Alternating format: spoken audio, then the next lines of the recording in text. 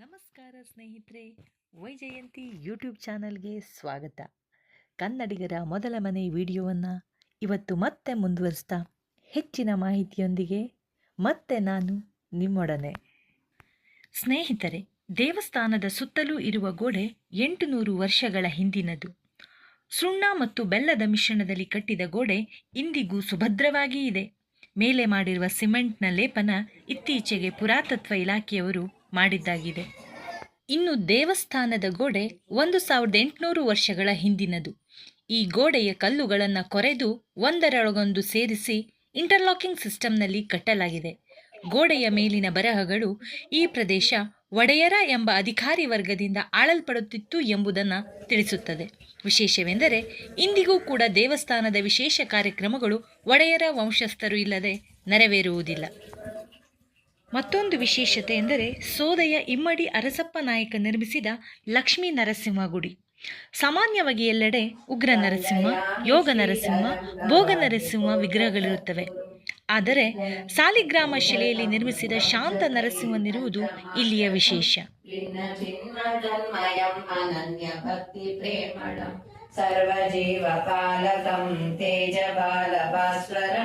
ಉನ್ನತಂ 1753ರಲ್ಲಿ ಸೋದೆಯ ಸದಾಶಿವರಾಯ ಬಸವಲಿಂಗೇಶ್ವರ ದೇವಸ್ಥಾನವನ್ನು ನಿರ್ಮಿಸುತ್ತಾನೆ. ಈ ಬಸವಲಿಂಗೇಶ್ವರ ಗುಡಿಯ ಗೋಡೆಗಳ ಮೇಲೆ ಮಹಿಷಾಸುರ ಮರ್ದಿನಿಯ ಚಿತ್ರವನ್ನು ಕೆತ್ತಲಾಗಿದೆ. ಜೊತೆಯಲ್ಲಿ ದೇವಾನುದೇವತೆಗಳ ಚಿತ್ರ, ಚತುರ್ಮುಖ ಬ್ರಹ್ಮ, ಮೋಹನ ಮುರಳೀಧರ, ಹನುಮಂತ, ಅಲ್ಲದೆ ಒಂದೇ ದೇಹ 2 ಮುಖಗಳುಳ್ಳ ಕಾಮಧೇನುವಿನ ಶಿಲ್ಪವನ್ನು ಅತ್ಯಂತ ಸುಂದರವಾಗಿ ಚಿತ್ರಿಸಲಾಗಿದೆ.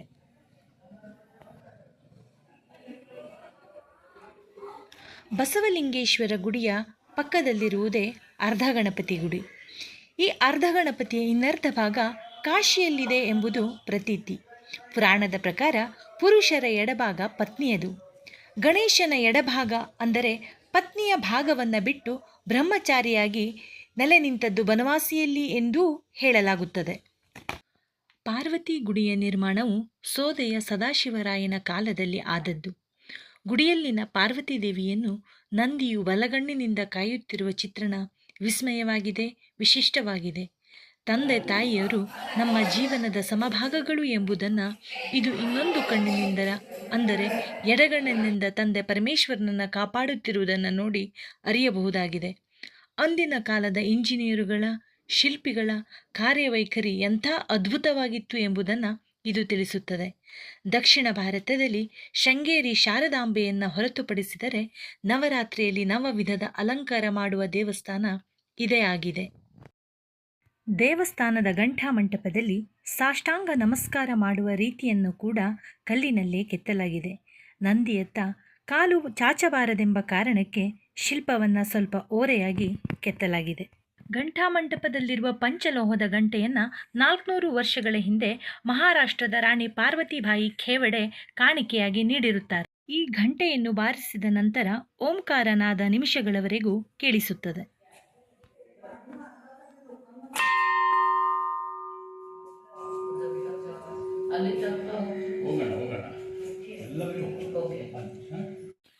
ದೇವಸ್ಥಾನದ ಸುತ್ತಲೂ ಅಷ್ಟದಿಕ್ಪಾಲಕರುಗಳ ಮೂರ್ತಿಯನ್ನು ಪ್ರತಿಷ್ಠಾಪಿಸಲಾಗಿದೆ.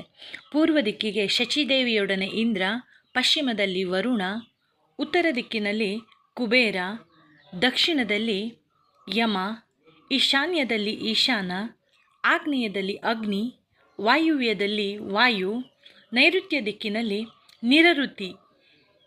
ಈ ಅಷ್ಟದಿಕ್ಪಾಲಕರ ವಿಗ್ರಹಗಳನ್ನು ದೇವಸ್ಥಾನದ 8 ದಿಕ್ಕುಗಳಲ್ಲಿ ಪ್ರತಿಷ್ಠಾಪಿಸಲಾಗಿದೆ. ದೇವಸ್ಥಾನಕ್ಕೆ 2 ಪ್ರವೇಶ ದ್ವಾರಗಳಿದ್ದು, ಒಂದು ಪೂರ್ವ ದಿಕ್ಕಿನಲ್ಲಿದ್ದರೆ ಮತ್ತೊಂದು ಉತ್ತರ ದಿಕ್ಕಿನಲ್ಲಿದೆ. ಉತ್ತರ ದಿಕ್ಕಿನ ಬಾಗಿಲನ್ನು ವಿಶೇಷ ಸಂದರ್ಭಗಳಲ್ಲಿ ಮಾತ್ರ ತೆರೆಯಲಾಗುತ್ತದೆ. ನಾವೀಗ ಎಲ್ಲಾದರೂ ಪ್ರವಾಸಕ್ಕೆಂದು ಹೋದರೆ ಹೇಗೆ ನೆನಪಿಗಾಗಿ ಫೋಟೋಗಳನ್ನು ಕ್ಲಿಕ್ಕಿಸಿ ತರುತ್ತೇವೆಯೋ ಹಾಗೆ ಅಂದಿನ ಕಾಲದ ರಾಜರುಗಳು ಚದುರಂಗ ಬಲದೊಡನೆ ಹೋಗುತ್ತಿರುವುದರಿಂದ ಅಲ್ಲಿನ ವಿಶೇಷ ಮೂರ್ತಿಗಳನ್ನು ಶಿಲ್ಪದಲ್ಲಿ ಕೆತ್ತಿಸಿ ತರುತ್ತಿದ್ದರು. ಕಾಶಿ ವಿಶ್ವೇಶ್ವರ, ಅಯೋಧ್ಯಾರಾಮ, ತಿರುಪತಿ ವೆಂಕಟರಮಣ, ಕೋಲಾರದ ಚಿಂತಾಮಣಿ ಗಣಪ, ಪಂಡರಾಪುರದ ವಿಠೋಬ, ದುಂಡಿರಾಜ ಗಣಪತಿ, ಪರಶುರಾಮ, ಕೇದಾರದ ಕೇದಾರೇಶ್ವರ, ಅಮೃತೇಶ್ವರ, ವರದೇಶ್ವರ, ಹಾವಡಿ ಮಧುಕೇಶ್ವರ, ಉಮಾಮಹೇಶ್ವರ, ಸದಾಶಿವೇಶ್ವರ, ಕೋನಾರ್ಕದ ಸೂರ್ಯನಾರಾಯಣ ಹೀಗೆ 10 ಹಲವಾರು ಮೂರ್ತಿಗಳನ್ನು ದೇವಾಲಯದ ಆವರಣದೊಳಗೆ ಸೋದೆಯ ಅರಸರು ಪ್ರತಿಷ್ಠಾಪಿಸಿ ಸಣ್ಣ ಸಣ್ಣ ಗುಡಿಗಳನ್ನು ಕಟ್ಟಿಸಿರುತ್ತಾರೆ. ನೀವೀಗ ನೋಡುತ್ತಿರುವುದು ಪಾರ್ವತಿ ದೇವಾಲಯದ ಎದುರಿಗಿರುವ ಓಕುಳಿ ಹೊಂಡ. ಹೋಳಿ ಹುಣ್ಣಿಮೆಯ ದಿನ ಕಾಮದಹನದ ನಂತರ ಈ ಹೊಂಡದಲ್ಲಿ ಓಕುಳಿ ಮಾಡಿ ಮಧುಕೇಶ್ವರನಿಗೆ ಪ್ರೋಕ್ಷಣೆ ಮಾಡಲಾಗುತ್ತದೆ. ದೇವಾಲಯದ ಆವರಣದಲ್ಲಿ ಶಾತವಾಹನರ ಕಾಲದಿಂದ ಹಿಡಿದು ಮರಾಠರ ಕಾಲದವರೆಗಿನ ಸುಮಾರು 40ಕ್ಕೂ ಹೆಚ್ಚು ಶಾಸನಗಳಿವೆ. ಚುಟುವಂಶದ ಶಾತಕರ್ಣಿ ಮಗಳು ಮಹಾಭೋಜನ ರಾಣಿಯೂ ಆದ ಶಿವಸ್ಕಂದ ನಾಗಶ್ರೀಯ ನಾಗಶಾಸನ ಬನವಾಸಿಯ ಅತಿ ಪ್ರಾಚೀನ ಶಾಸನವಾಗಿದೆ. ಇನ್ನು ದೇವಸ್ಥಾನದ ಪೂರ್ವ ದಿಕ್ಕಿನ ಪ್ರವೇಶ ದ್ವಾರದಿಂದ 100 ಮೀಟರ್ ವ್ಯಾಪ್ತಿಯಲ್ಲಿ ಸ್ನಾನಘಟ್ಟವಿದೆ. ಇಲ್ಲಿಗೆ ತೆರಳಲು ಮೆಟ್ಟಿಲುಗಳನ್ನು ನಿರ್ಮಿಸಲಾಗಿದೆ. ಇಂದು ಪ್ರಶಾಂತವಾಗಿ ಸದ್ದಿಲ್ಲದೆ ಹರಿಯುತ್ತಿರುವ ವರದ ಮಳೆಗಾಲದಲ್ಲಿ ಮೈದುಂಬಿ ರಕ್ಕಸಿಯಾಗುತ್ತಾಳೆ.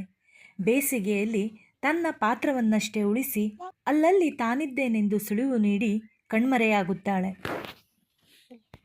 ಅಲ್ಲದೆ ಬನವಾಸಿ ಪ್ರತ್ಯೇಕ ಕಾಲಘಟ್ಟದಲ್ಲಿ ಲಾಕುಲ ಶೈವರ, ವೈಷ್ಣವರ, ಜೈನರ, ವೀರಶೈವರ, ಬೌದ್ಧರ ಧಾರ್ಮಿಕ ಕೇಂದ್ರವಾಗಿ ಉಚ್ಛ್ರಾಯ ಸ್ಥಿತಿಯಲ್ಲಿತ್ತು ಎಂಬುದಕ್ಕೆ ಸಾಕ್ಷಿಯಾಗಿ ದೇವಾಲಯದ ಒಳಗಡೆ ಆದಿಮಾಧವನ ಮೂರ್ತಿ ಇದೆ.